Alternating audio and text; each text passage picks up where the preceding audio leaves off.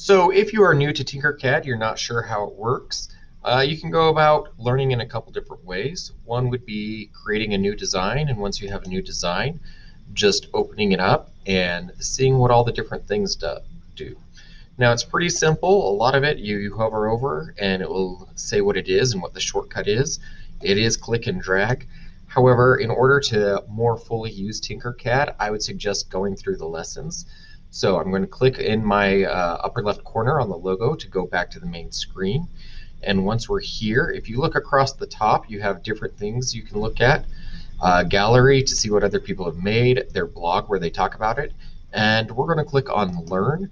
Learn takes you to where they have lessons. Now, if you are brand new, you know absolutely nothing, the starters are a good place to start. We can see all of them right here, and they're pretty simple to use.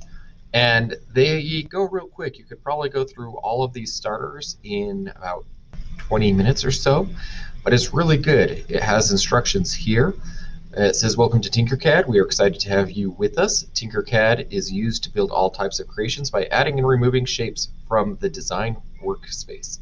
Now let's add a shape to the workplane now. See the orange shape, and it's just taking shapes, clicking and dragging them like that to get them where you want. So pretty simple. I'm going to click here to go back to my dashboard. And if we click on Learn Again, if these starters are too simple, they have other lessons, different items you can make, and I will allow my students to turn around if they make these and they make them well to get them printed, which is kind of cool. If you want more complicated things, they have projects. These ones teach you a lot more about the tools and allow you to create much more complicated things. All of this learning, if you take time and do it, will really help you master Tinkercad, and it's a great thing to do.